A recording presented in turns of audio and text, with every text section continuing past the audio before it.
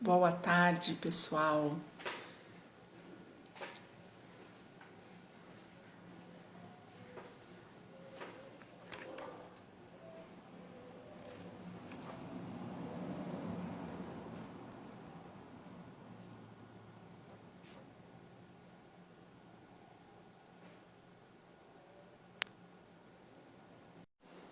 Oi, Chay. Tudo bom? Boa tarde. Esperando o professor Roberto. O professor Roberto já entrou. Boa tarde, professor Roberto. Boa tarde, tudo bem? Tudo bem? Tudo Tô- ótimo. O professor está aí cercado de livros do jeito que gosta, né? Isso. Muito É o meu ambiente aqui de trabalho. Isso, excelente. Professor, nós vamos falar um pouquinho também da sua experiência acadêmica, que não é pouca, né? Mas a gente está aqui mais para falar de yoga mesmo, né? O Sim, sim. professor tem uma grande vida aí acadêmica, uma longa vida acadêmica, né? Que começou com um professor bem novo, né? Foi, foi. Na verdade eu praticamente passei a minha vida como professor. Comecei aos 15 anos, dando aula particular. Bacana. Já de yoga não, porque eu vi que o professor Não, começou, não, não. Não. foi na área de exatas mesmo. Eu dava aula particular de matemática e ganhava um dinheirinho com isso. Eu Bacana, muito sempre bom. gostei de ensinar, de dar aula. Que bacana. Yoga, na mesma época aí, com 15 anos, eu comecei a aprender alguma coisa pelo livro do Hermógenes. Foi meu Sim, primeiro contato com yoga. foi o Autoperfeição, né? Foi. Exatamente.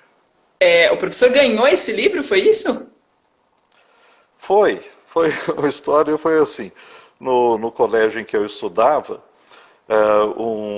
um dos diretores chegou para mim um dia e disse: Olha, você é muito nervoso, você devia fazer yoga. Aí me deu o livro do Hermógenes, né, para ver se eu melhorava. Né? Eu Acho que não aprontava tinha lançado muito. yoga para nervosos ainda, né? Não, não, foi antes.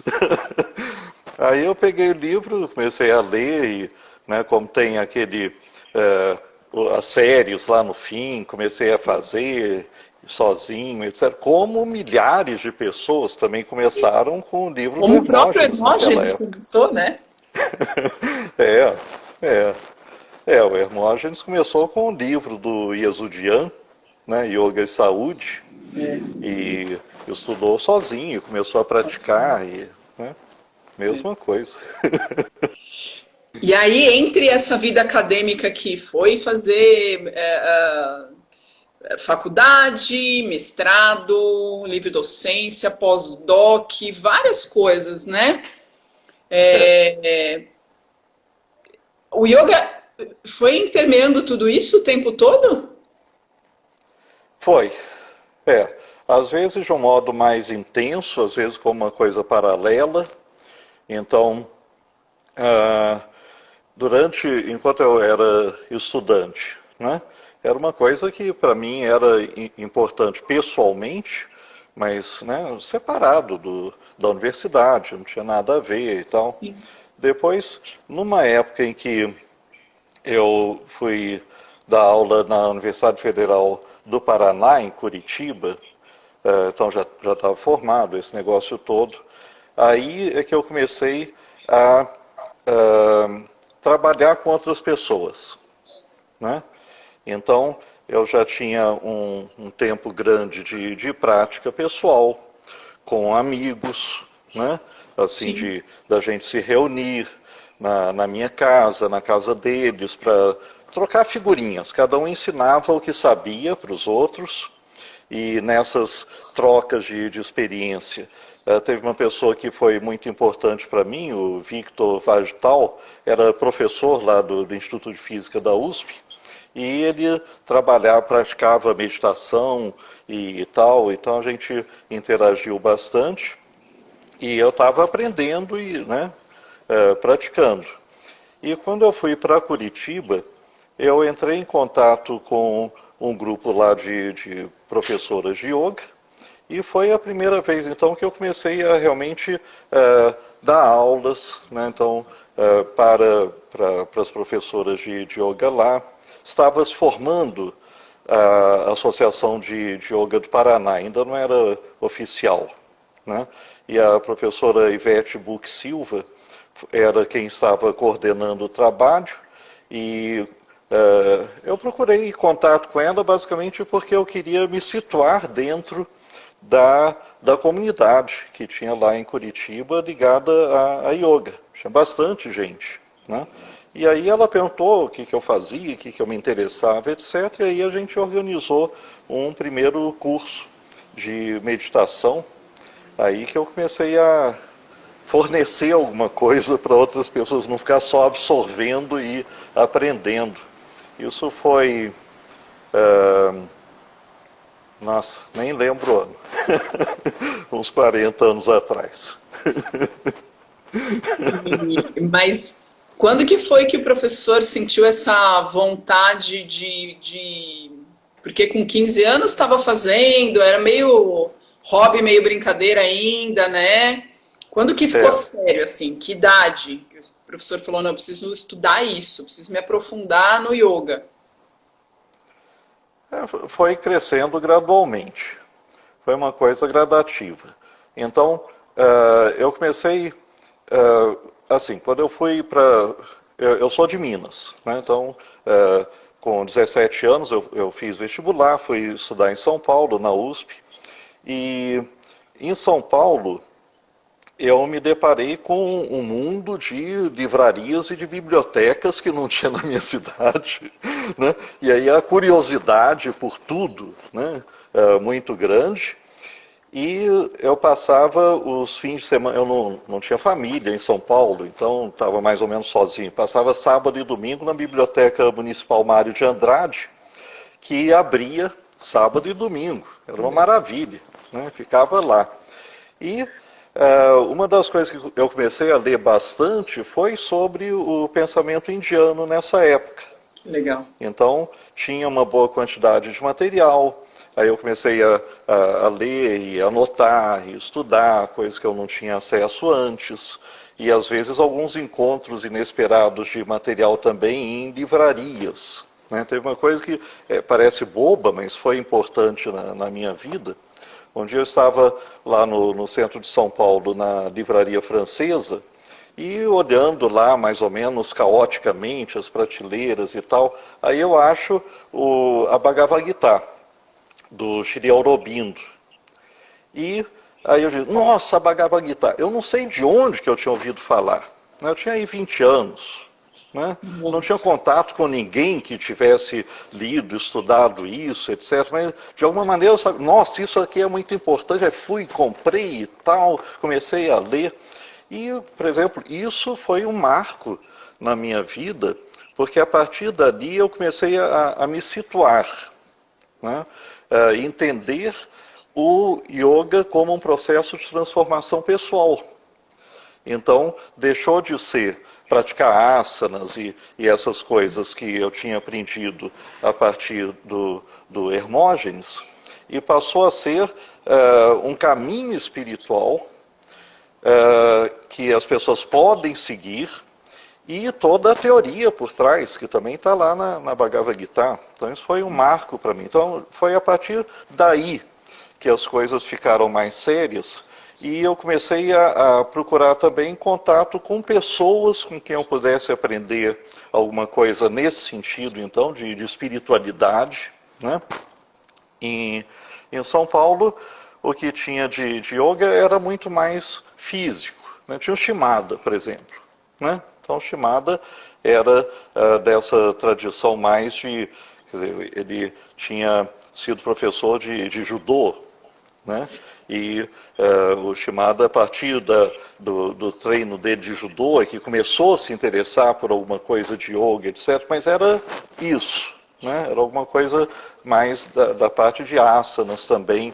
Então eu não encontrava ninguém em São Paulo que eu pudesse pegar e sugar, aprender esse aspecto de espiritualidade. Mas comecei a encontrar pessoas de outras áreas. Então, por exemplo, o professor Ricardo Mário Gonçalves, que é um monge budista, e que era, na época, ainda bastante jovem, era professor de História na USP, de História Oriental, né? E então ele levava a vida dupla, né? Tinha a vida dele de professor da USP, e fora da USP era um monge, né, com formação lá no Japão, esse negócio todo, e ele dava semanalmente palestras abertas e práticas de meditação. Então, né, foi uma pessoa extremamente importante, né, que me influenciou. Eu respeito extremamente o professor Ricardo Gonçalves, uma pessoa não só culturalmente impressionante, mas ele, né, como pessoa, me influenciou muito. E pessoas que eu fui encontrando, e às vezes coisas que a gente acha que não tem nada a ver com yoga, mas que para mim foram também importantes. Um negócio chamado treinamento autógeno, que estava em moda naquela época. Então, treinamento autógeno é um negócio criado no século XX por um psicólogo alemão que pegou coisas do Yoga Sutra de Patanjali, pegou de outras coisas, pegou de técnicas de autossugestão, de auto-hipnose, o Schultz tem também um livro de auto-hipnose, misturou tudo e fez um manual de treinamento mental. Uau! Né? Achei ótimo aquilo, também aprendi. Aí em São Paulo tinha gente ensinando isso na época. Né? Então, o que eu fiz foi ir procurando.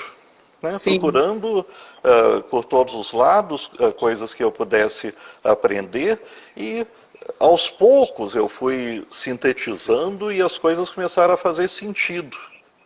Então, o Yoga Sutra do Patanjali eu descobri lá na Biblioteca Municipal Mário de Andrade, né? Uma tradução para o inglês do Woods, e comecei a estudar aquilo, etc. E no início não fazia muito sentido, mas a partir de algum tempo, as coisas que eu tinha aprendido e começava a praticar, e as vivências de outros lugares, começavam a se encaixar. Então aquilo começou a servir como um mapa para mim. Um mapa. Nossa, é isso aqui. Mas tem coisas que nesse mapa eu ainda não conheço. Então foi uma coisa extremamente caótica, complicada e lenta, né? Porque realmente eu não conseguia achar uma pessoa que trabalhasse com isso e que pudesse, né, naquela época, me dar uma orientação por um caminho mais fácil, por um atalho, por assim dizer. Uma direção, né? Mas foi nessa época que o professor também fez um curso de formação, foi atrás disso? Não, sempre foi autodidata mesmo? Na parte... Bom, em muitos assuntos eu sempre gostei de aprender sozinho. Sozinho. Né? E isso é uma coisa também que um professor de colégio me influenciou. Deixa eu contar a historinha que é engraçada e acabou tendo uma influência grande na minha vida. Né? Tinha aí uns 13, 14 anos de idade, e eu era um aluno desse que tirava sempre as melhores notas, né? Em tudo. Aí um professor de ciências, né, chegou para mim e disse: você é muito vaidoso. E você fica aí estudando para se exibir, para ter notas boas, etc. Isso não é legal. Você devia estudar para aprender. E não para tirar notas e para ficar aí se mostrando para os outros. Bom, e a carapuça serviu. Né? Carapuça serviu. Aí eu pensei, eu não vou agora mais estudar para tirar nota. Então, o que eu passei a fazer? Eu não estudava mais as coisas que precisava do colégio. eu lia outras coisas, eu estudava outras coisas, né? Mas eu tinha facilidade, então continuava indo bem no colégio. E isso continuou na universidade. Na universidade também. Então, os meus colegas, né, eu morava numa república, numa época em São Paulo. Aí tinha as provas, todo mundo se matando lá, etc. Eu pegava um romance para ler. Só ficava furioso comigo. Né? E eu comecei, então, a diversificar muito o que eu estudava, por exemplo, dentro de física. Eu não estudava os livros-textos de física. Eu estudava coisas que ninguém da minha turma estava estudando. Então, é uma coisa que foi influenciada por esse professor, né? Não estude para tirar nota, mas estude para aprender, né? Fixou em mim. E assim para uma porção de coisas. Né? Então, e eu gostava, às vezes, de uma coisa e ia fundo naquilo. Né? Filosofia, eu li muito, mas muito mesmo, né? De filosofia. Depois eu fiz doutorado em filosofia. E eu tinha estudado o suficiente para ter essa base igual a dos meus colegas de pós-graduação, que tinham feito todos os anos de graduação, mais o mestrado em filosofia, etc., porque eu tinha estudado. Né? Então, em relação a yoga, ao pensamento indiano, filosofia indiana, meditação, etc., em grande parte, a minha formação foi autodidata mesmo. Né? Eu não fiz nenhum curso. Mas estudou muito. Não foi coisa pouca. Não. E quando o professor começou a trabalhar em Curitiba, foi Curitiba, né? Como professor de yoga. No curso de graduação, né? Em yoga. Ou foi antes ainda isso? Não, foi a mesma época. Então, quando eu fui para Curitiba, primeiro foi com grupos de pessoas ligados lá à Associação de Yoga do Paraná, que estava se formando. Aí, paralelamente, eu estava dando aula na Universidade Federal do Paraná, era professor primeiro do Departamento de Física e depois do Departamento de Filosofia. Sim. E aí estava sendo criado um curso de graduação em yoga na Faculdade Espírita. Sim. O professor Otávio Melquiades Odisseia, que era o diretor da faculdade, uma pessoa muito interessante, já faleceu infelizmente, e ele teve essa ideia, nossa, precisa ter uma formação boa, sólida, de yoga aqui no Brasil. E ele teve essa ideia de um curso de graduação que não existe em nenhuma parte do mundo. Uma ideia original. Aí ele começou a procurar pessoas e reuniu pessoas, começou a fazer um projeto, entrou em contato com o MEC para ver se era viável criar uma graduação. Eles deram assim um sinal amarelo para ele. Né? Comece, vamos ver o que acontece, talvez dê para aprovar. Né? E quando estava nessa fase inicial então de estruturação do curso, como eu já era conhecido ali em Curitiba por esse negócio de yoga, meditação e seminários que eu dava sobre filosofia indiana na universidade, assim, em horários no sábado, coisa assim. Então eles entraram em contato comigo. Aí perguntaram se eu podia participar do curso e me pediram para dar a parte de filosofia oriental lá. 2 disciplinas, eram 2 semestres de filosofia oriental, né? E eu entrei, então, assim. Isso foi 1980. Aí, com alguns meses lá de interação, etc., então, conversando com o professor Otávio, eu disse para ele, olha, né, tá legal essa ideia do curso, etc., mas talvez a gente pudesse melhorar um pouco e aprofundar mais essa formação. Aí eu fiz umas sugestões, etc. Aí ele disse, tá, então você vai agora coordenar o curso. Aí eu disse, não, fica muito chato. fica muito chato, porque a professora Maria Veiga, que era a coordenadora, era quem tinha me convidado, levado para lá, eu não ia dar uma rasteira, né? Eu disse, não, né? Deixa a professora Maria Veiga. Aí ele inventou um cargo para mim. Eu era inventou. Eu era o orientador filosófico e pedagógico do curso. Não existia isso, mas ele inventou, né? Tal. E então eu fiquei como uma coordenação paralela, né? Okay. E a gente começou a mudar, fazer a seleção do pessoal para fazer o curso. Começou a levar em conta também aspectos psicológicos, a gente envolveu psicólogos, porque a gente queria pessoas que tivessem um nível bom de estabilidade psicológica, para essas pessoas depois poderem trabalhar com outras pessoas e não fazerem besteiras. Né? A gente fez uma opção de coisas para selecionar as turmas, etc. Então, durante algum tempo, eu fiquei lá pouco tempo, porque aí aconteceu um processo meio engraçado e também chato, né, que eu resolvi convidar para lá um professor que era conhecido no Brasil, era um dos primeiros professores de yoga no Brasil, não vou falar o nome. É né? melhor.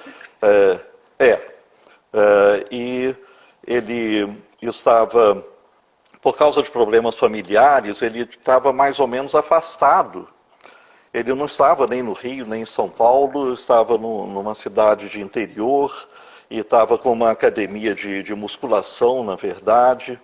Aí eu fui lá, conversei com ele, né, e depois de muita conversa, eu disse, olha, a gente precisaria de uma pessoa mais experiente lá no nosso curso, e será que você não poderia ir para Curitiba? E aí ele impôs condições, né, porque era uma mudança de vida para ele não era um garotão, né, e então eu voltei para Curitiba, conversei com o professor Otávio, e o Otávio resolveu oferecer para ele o maior salário que já tinha sido criado na faculdade. E aí ele topou. Então ele foi para Curitiba. Bom, aí, ok, então ele trabalhava com algumas áreas lá do curso e tal, eu com outras e outros professores e tal, e aí começou a haver questões de ciúmes. Né? E, infelizmente, somos seres humanos, né? Sim. Começou a ver questões de ciúmes, porque os alunos gostavam muito de mim e tal, e criou-se uma situação tão desagradável que diz, eu vou embora. Eu vou embora e saí. Que pena. Ele ficou lá mais uns 2 São anos. aprendizados também, né, professor? Eu não soube lidar com essa questão da humana, dessas rivalidades e de ataques, esse negócio. Eu não soube como lidar com isso e preferi largar o curso. Mas lá o professor também dava pós-graduação, não era? A pós-graduação foi bem depois. Foi depois. Isso. A graduação foi aí 1980, por aí. Aí foi criada uma pós-graduação em 2002 ou 2003. Né? Mais recente. Já foi bem depois. Já era outras pessoas que trabalhavam lá na faculdade, mas era também da faculdade espírita. Também lá. A professora já tinha ido para o exterior nessa época e já tinha voltado. Eu era professor da Unicamp nessa época. Né? Já tinha feito a minha pós-graduação, já tinha feito uma opção de coisas, mas em outra área, né? A área de História da Ciência, Filosofia da Ciência, que é a minha área acadêmica. Né? Sim. E então eles me convidaram, depois que passou a tempestade lá, né?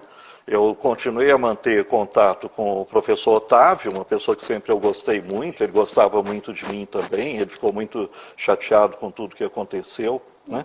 E então, nessa segunda fase, né, 2002 ou 2003, não lembro exatamente, eles criaram essa pós-graduação em yoga, era uma das primeiras. Já tinha a do Marcos Rojo antes, tinha uma lá acho que era em Fortaleza, né? Tinha umas 2 ou 3. Aí criaram essa lá em Curitiba, me convidaram para dar algumas das disciplinas. Eu comecei a colaborar lá também, né? Aí foi legal, essa fase lá foi legal. Permanece esse curso de graduação, professor? Ele existe ainda? Existe, né? Existe, muito diferente do que se pretendia. Então, o que aconteceu foi que, no fim das contas, o Ministério da Educação não autorizou a criação de um curso de graduação em yoga. Então, nunca foi oficializado.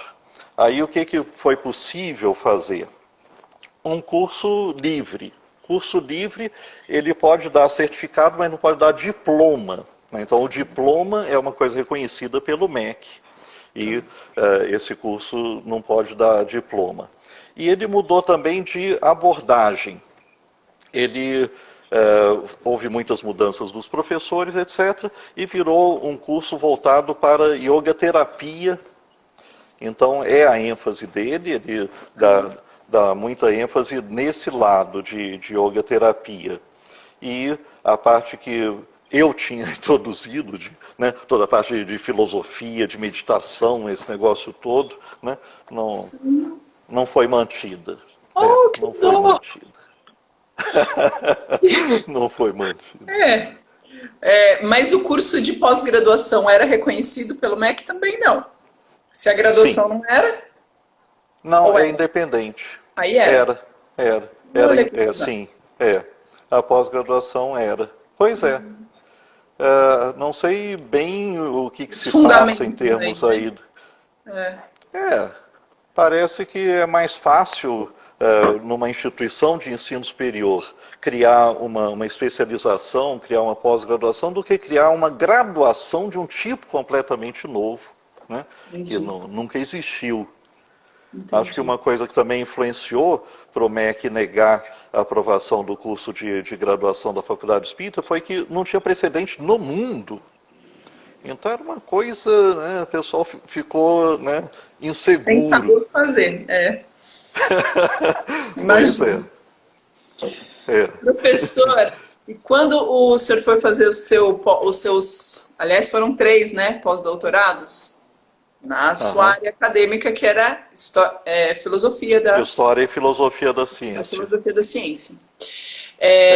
Quanto tempo o senhor ficou fora, morando fora? Foram 3 períodos, né? Então, o primeiro foi logo depois que eu terminei o doutoramento. Então, fiz doutoramento em filosofia da ciência, terminei em 1987. E então um amigo que é um professor de Oxford, mas que tinha passado um tempo morando aqui no Brasil. Então nós tínhamos feito amizade, etc. O professor Harvey Brown, de filosofia da ciência. Então o professor Harvey Brown disse, olha, né, você agora terminou o doutorado, seria legal você passar um tempo fora, né? Vem aqui para Oxford, passar um tempo aqui. Né? Aí eu fui para lá, fiquei alguns meses, foi menos de um ano. Né? E foi uma primeira experiência fora, e com uma pessoa conhecida, que eu me dava muito bem. A esposa dele é brasileira, a Maíta, né? Então era um ambiente legal para interagir. Depois, alguns anos depois, aí eu fui para Cambridge. Lá em Cambridge eu não conhecia ninguém, né? Então era uma outra situação. Aí eu passei um ano lá e foi uma fase muito boa, né? Então, para essa área de história e filosofia da ciência, tinha um pessoal muito bom que eu conhecia, a gente fazia seminários, esse negócio, bibliotecas extraordinárias, né? E eu tinha uma bolsa de pós-doutoramento da FAPESP, que me permitia comprar muito livro e tirar muito xerox. Bom. É, na hora de voltar para o Brasil, a minha bagagem era de 600 quilos. Isso é um papel. É, é. Né?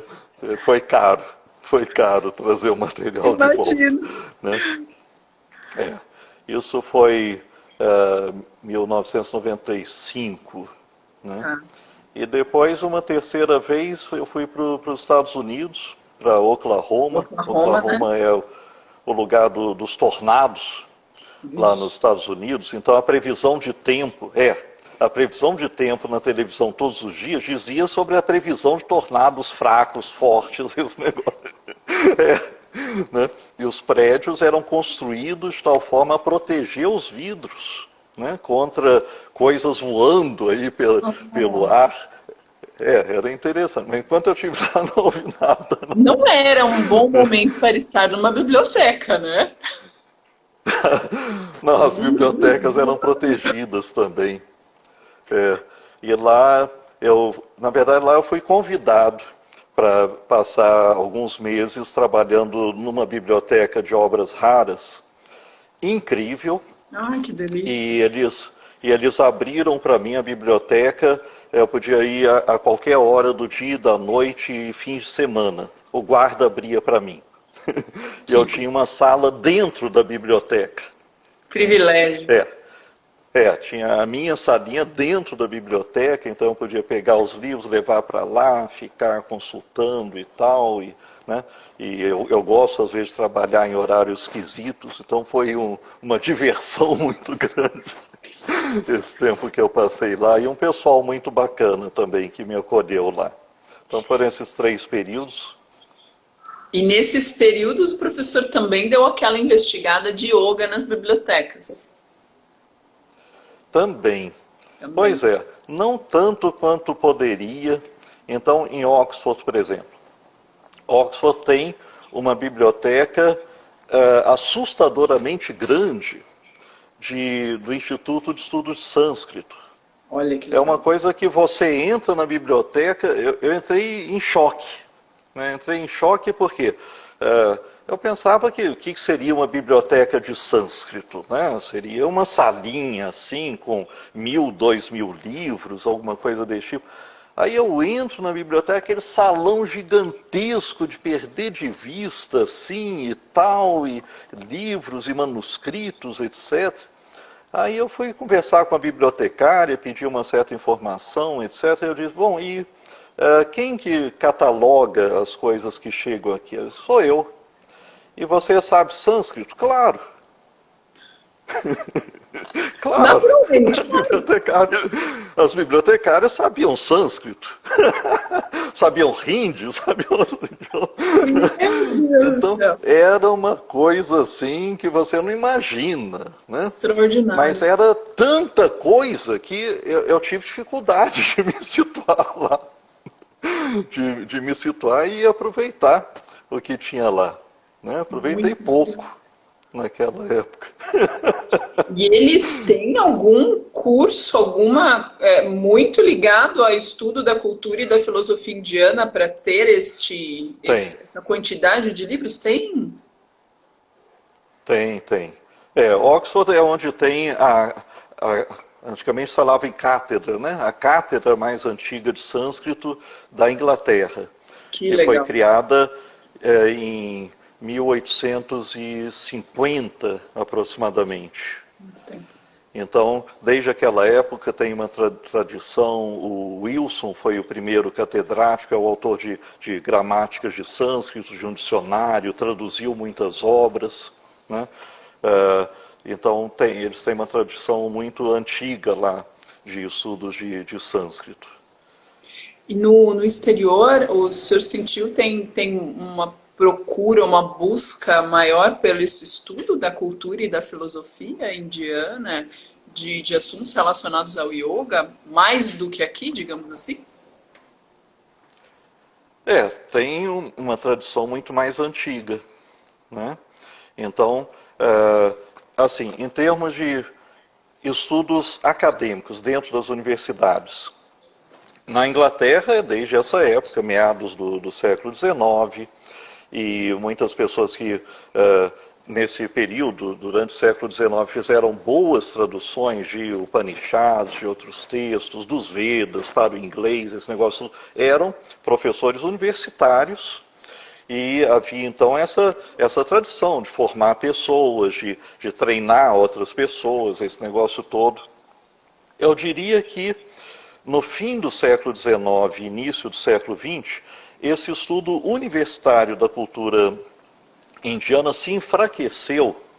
E enfraqueceu porque a minha interpretação, não tenho certeza que é isso, mas a minha interpretação é porque isso se popularizou demais no mundo e avacalhou um pouco. É isso que eu ia falar, deu uma vulgarizada no negócio, Então, com essa popularização, não ficou mais uma coisa de elite que a pessoa pudesse dizer, oh, eu sou um professor de sânscrito, de filosofia indiana, etc. Né? E, nossa, você é professor de filosofia indiana, aquele troço lá. Né? Então, avacalhou um pouco, eu diria que caiu o prestígio desses estudos nas universidades durante algum tempo. Né? Mas, depois isso retomou. A partir da década mais ou menos de 1960, né, retomou, e eu diria que atualmente, nas últimas décadas, é fortíssima essa inserção. E a gente tem defesas de tese, os grupos de pesquisa, publicação de livros acadêmicos, de revistas, esse negócio todo no mundo todo, sobre yoga, sobre filosofia indiana, esse negócio, muito, muito forte, de altíssimo nível no exterior. No exterior. Aqui no Brasil, a gente tem, eu diria que esse preconceito contra a popularização do pensamento indiano teve efeito até muito recentemente nas universidades. Um preconceito mesmo. E então eu senti isso na época que eu era do Departamento de Filosofia em Curitiba. Por quê? O pessoal, os meus colegas, né, eles me respeitavam porque eu sabia a filosofia da ciência. Mas eles diziam, nossa, esse negócio de filosofia indiana não existe, Roberto. Não existe filosofia indiana. Hegel, no século XIX, provou que não existe filosofia na Índia. Bom, aí provocaram, né? Aí eu fui atrás. Né? O que o Hegel falou? Hegel é um filósofo importante no século XIX. O que ele falou sobre filosofia indiana? Aí eu fui atrás e pesquisei o que o Hegel tinha escrito a respeito, etc. Tudo absolutamente sem fundamento. De fato disse que não existia filosofia na Índia. Isso teve uma influência grande nas universidades até o século XX. E aí eu publiquei um artigo na revista dos meus colegas, né, sobre a crítica do Hegel à filosofia da Índia, desmontando toda a argumentação dele. Né? E eles ficaram quietos. Né? Nunca mais nenhum deles disse não existe filosofia na Índia. E esse meu artiguinho até teve repercussão boa, passou a ser usado na USP, como um texto básico de leitura, né? E deu frutos tardios. Né? Muito tempo depois, a USP começou a aceitar a criação de eventos, não disciplinas, mas eventos sobre filosofia oriental.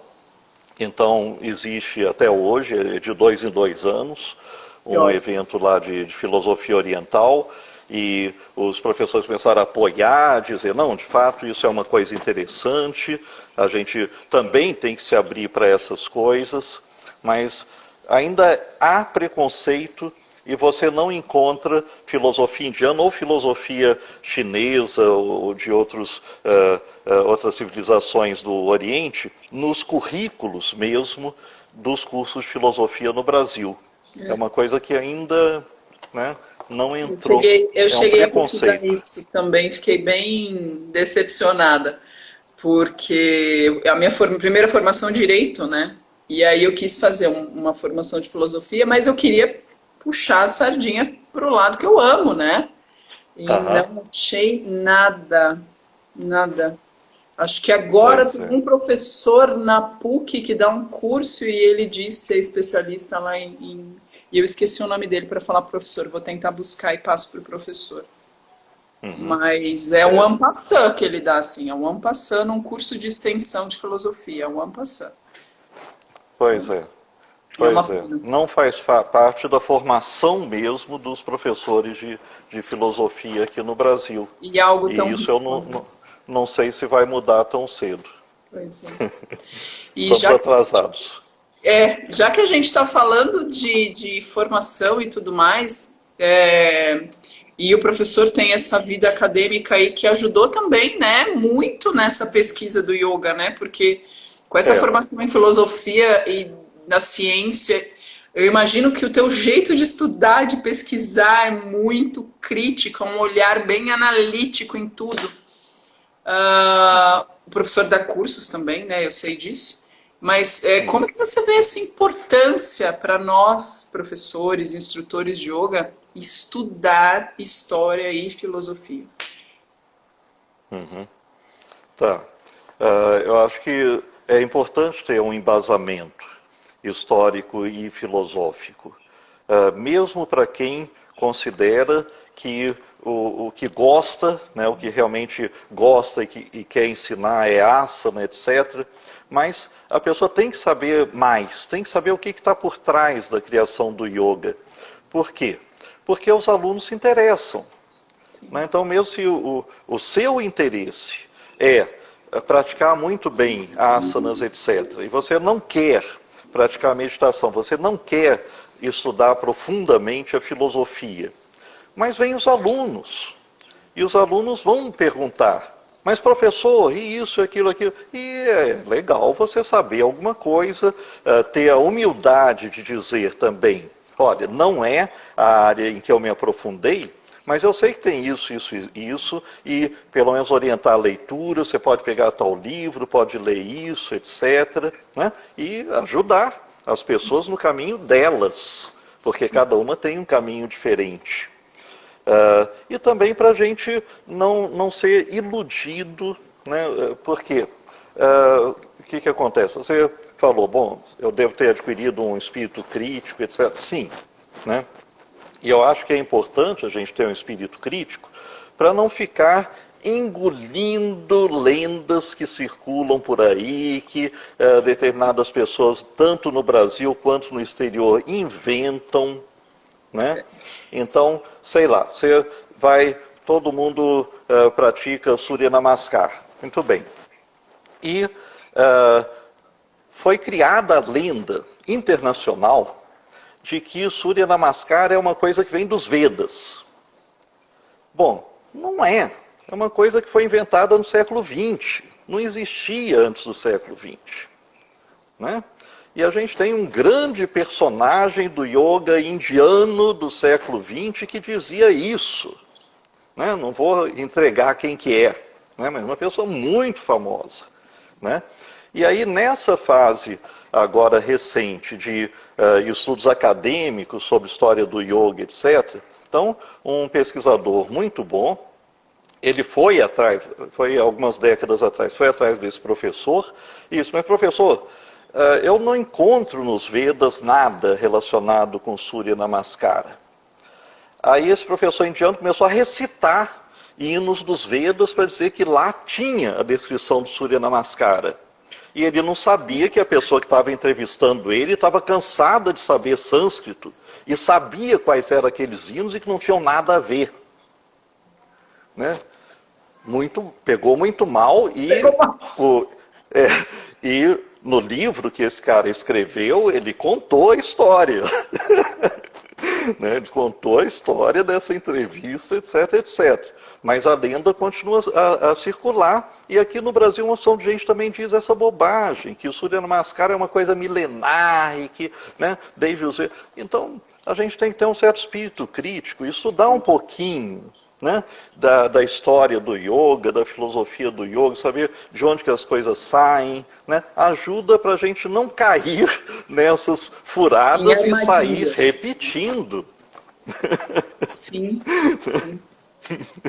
Eu fiquei impressionada quando eu li aquele A Ciência Moderna do Yoga. Será que é esse do jornalista nova-iorquino? A Moderna Ciência do Yoga? Será que é esse que ele traz vários dessas? O professor conhece Não, esse? esse eu não conheço, não. Eu Não vou conheço. passar para o professor ver. Ele traz vários desses, de coisas que foram faladas, mas a ciência comprova, e aí ele foi lá e falou, olha, a ciência não comprovou isso no yoga. Aham. Né? Não foi Uhum. exatamente dessa forma, mas que eram coisas feitas principalmente nos Estados Unidos para vender revista fitness de yoga, né? Aham. Pois é. E a gente cai nisso também, né? Porque você lê a Cai. matéria, você passa para o teu aluno, mas poxa, você foi lá na fonte, né? A gente precisa ter É. isso, né, professor? Principalmente É. quem ensina, né? Tem que ter Uhum. esse olhar mais crítico, né? Precisa. Colocar Precisa. filtros, né? É. E nos cursos de Infelizmente a formação isso é gente não mais teve importante isso aqui. ainda, né? É. Pois é. Aqui no Brasil, novamente não vou dizer o nome, mas Sim, né, uma pessoa que formou milhares de instrutores de yoga, ele inventava com a maior facilidade lendas. Lendas, inclusive, sobre ele próprio, né? E sobre o tipo, a modalidade de yoga que ele ensinava, e sobre outras coisas. Ele pegava, às vezes, termos que existem, que são importantes. Então, por exemplo, Nyasa. Nyasa é uma prática do Tantra extremamente legal, de você introjetar partes dos mantras dentro do seu corpo, se purificar, se preparar para a recitação de mantras. Ele pegou o nome Nyasa, leu alguma definição no dicionário e inventou a prática de Nyasa dele. E milhares de pessoas começaram a repetir isso, e até hoje é ensinado um negócio que nunca existiu, olha que que loucura. foi inventado por esse professor brasileiro. Então, a pessoa tem que ter uma noção, né? Tem que ter uma formação um pouco mais ampla, e também essa ideia, bom, mas eu vou atrás disso não só nos livros que esse professor escreveu, mas em outras fontes, né? Eu tenho que ampliar para ver, né, o que outros autores dizem a respeito disso. Sim, É importante. sim, é importante. Professor, tem uma perguntinha aqui do Rick Baldo. Rick, obrigado por mandar uma perguntinha. O professor poderia falar sobre os cursos que oferece? Essa pergunta é Ah, importante. pouco de marketing. Faz bem, faz bem. É. Tá. A Flávia Bianchini, a minha esposa, né, e eu, a gente ofereceu curso de formação para professores de yoga, mas que agora não está ocorrendo. Né? Sim, Então a gente ofereceu um primeiro quando a gente morava na Paraíba, depois a gente ofereceu no Espírito Santo, a gente ia oferecer quando começou a pandemia, etc., e a gente parou e não está oferecendo. Então o que a gente faz atualmente são cursos de curta duração mais específicos. Então tem um curso sobre História e Filosofia do Yoga, Moksha, né, que está disponível, é um curso online e que está tendo bastante repercussão, foi criado no ano passado. A gente está oferecendo um curso sobre o Yoga de Patanjali, que é um curso teórico e prático online também, né? O Moksha é online, esse também é online, que é em parceria com o IEP, do professor Marcos Rojo, de São Paulo, e que começou agora. É uma turma grande, a gente teve que fechar as inscrições porque tinha gente demais, que e a gente ótimo. queria poder, mas a gente queria poder dar um acompanhamento, né? Porque as práticas de concentração, de meditação, de pratyahara, esse negócio todo, as pessoas têm muita dúvida. E como é que você vai Sim, dar um acompanhamento à distância para um número gigantesco de pessoas? Né? sim. Então foi fechado para um número razoável de pessoas, e a gente está dando esse acompanhamento. vão sair novos cursos agora esse ano, só que eu sou supersticioso e eu não gosto de falar antes da coisa estar funcionando. Aí a gente compreende. Nós os mineiros somos assim. Né? Quando a coisa está pronta, a gente diz, eu estou preparando. Tá certo, tá certo, é isso mesmo. Não entregar a coisa antes de está sendo estar bem pronto. bacana, né, professor? Porque eu, por exemplo, estou fazendo do Moksha. Quando que sou de Bauru, quando que eu vou ter uma oportunidade de estar junto do professor? Poxa, olha que bacana que a internet está proporcionando, né? Então o pessoal aí tem que aproveitar mesmo essa mudança que aconteceu na vida da gente, né? Coisas que aconteceram para o bem também, né? Lógico. Tem esse aspecto bom, né? Da gente poder oferecer as coisas online. Quer dizer, eu viajava bastante antes da pandemia para dar aulas num lugar, dar em outro, mas mesmo viajando, você atinge o quê? Uma turma de 30 pessoas, 40 pessoas, às vezes de 100 pessoas ali do professor Marcos Rojo, que é aquela coisa gigantesca, né? Mas era aquele público presencial, etc. E agora não tem esse limite. Sim. O que a gente perde é a interação mais direta. Então, que é realmente uma pena. Quando a gente está ensinando, a gente quer ver as pessoas, a gente gosta de ver a reação, conversar, ver o que a pessoa está realmente entendendo, o que ela entendeu totalmente errado, etc. Sim. E aí essas conversas na hora do almoço, do café, esse negócio, são legais. A gente perdeu esse tipo de coisa. Pois é. Eu sinto falta. Tem uma outra pergunta aqui, deixa eu ver, Krishna Deva Shiva Das, é o perfil dele. O senhor é discípulo de algum guru? Não. Eu não pertenço a nenhuma linhagem. Do guru? Do guru? Sim.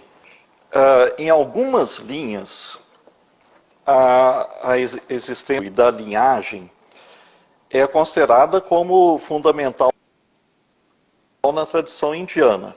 Em que casos? No Tantra, por exemplo. No Tantra, a existência de um guru é considerada como fundamental e é colocada em todos os textos tradicionais de que você tem que ter um guru, e também no Hatha Yoga tradicional, que tem origem tântrica.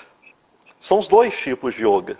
Né? Tantra Yoga e o Hatha Yoga antigo, tradicional, que precisa de um guru. Agora, se você pega outros tipos de yoga, pega a Bhagavad Gita, por exemplo, que tem aqueles tipos Karma Yoga, Bhakti Yoga, etc. Em algum momento lá diz, bom, mas você precisa ter um guru para praticar yoga da sabedoria, por exemplo, Gyana. Não fala. Né? Você pega o Yoga Sutra do Patanjali. Será que Patanjali diz, em algum momento, bom, e agora para poder aprofundar nesse meu yoga, você precisa de um guru, etc. Não. Aparece a palavra guru no Yoga Sutra quando o Patanjali está se referindo a Ishvara, que é o soberano do universo, é um ser sobrenatural, né? É um ser espiritual, sem corpo. E o Patanjali se refere a esse ser espiritual como um guru, mas nunca fala, vá procurar um ser humano que já fez isso. Não. Né? Então, em algumas modalidades de yoga, a tradição indiana é de que você precisa de um guru, em outras, não. Né? E então a gente tem que entender isso, porque tem a moda do guru. Né? Infelizmente, é uma moda que leva muitas pessoas a se darem mal. Né?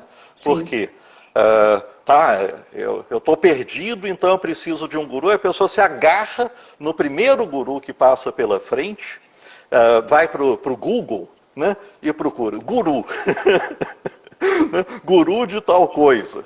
Né? E encontra, pior é que encontra. Né? Encontra. Né? e aí cai numa armadilha e depois se dá mal. Então, cuidado com essa busca dos gurus também. Pois é.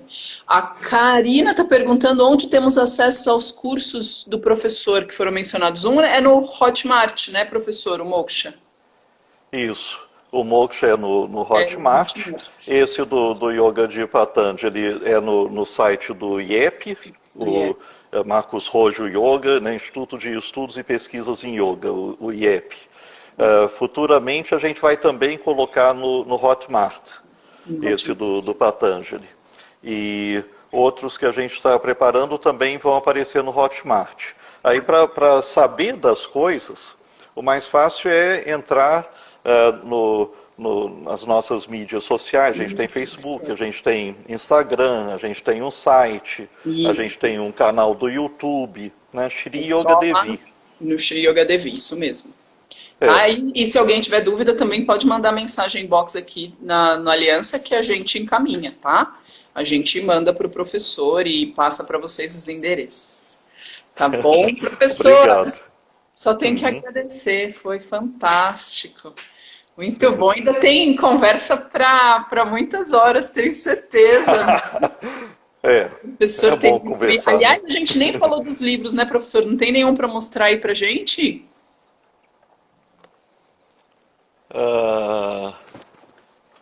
Aliás, deixa eu aproveitar enquanto o professor está procurando para falar. Ó, o curso dele do Moksha tem o livro junto, hein? Super legal.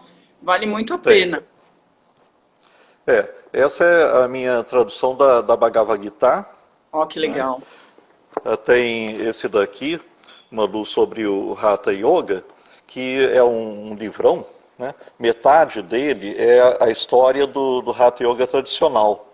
A outra metade é a tradução da Hatha Yoga Pradipika, com comentários, com explicações, etc. Aí a gente tem, eu tenho um livro sobre o Yoga de Patanjali, tem esse do Moksha, que você comentou, aí tem, a Flávia me trouxe aqui mais livro. Obrigada, Flávia! Mundaka Upanishad, essa é a primeira edição, depois saiu essa daqui, da Mundaka Upanishad, que é uma tradução comentada de um texto que eu gosto muito também, né? Esse é a versão atual sobre o yoga do Patanjali. Esse do curso Moksha, ele não circula separadamente, a gente está distribuindo para os alunos do curso Moksha. Né? Mas ele não é encontrado assim avulso para ser vendido, é um material complementar das aulas do curso online. Né? Então tem algumas coisas aí disponíveis. Pessoal, quem quiser entrar em contato. Aliás, no site do professor também tem e-books e material gratuito para vocês fazerem download para estudar. É muito legal, entra lá no site do professor, que vale super a pena. Além de conhecer todo o trabalho dele e da Flávia. Vou agradecer imensamente em nome do Aliança. Tem uma pessoa aqui que já está pedindo para a gente marcar outra live com o professor. Gente, pedido super aceito. A gente vai tentar pegar outra data com o professor, sim. E aí a gente separa um tema para o professor falar, vai ser ótimo. Super obrigada, professor Roberto. Obrigado. Eu espero que você tenha longa vida de estudos e distribuição de conhecimentos para nós. Vamos ver quanto tempo a gente aguenta aqui nesse mundo. Aguenta, sim.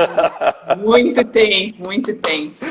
Continue aí iluminando. Tá bom? Obrigada, professor. Obrigado. Obrigado, pessoal. Tudo de bom. Obrigado, gente, pela atenção. Boa semana, até mais. Tchau. Tchau, tchau.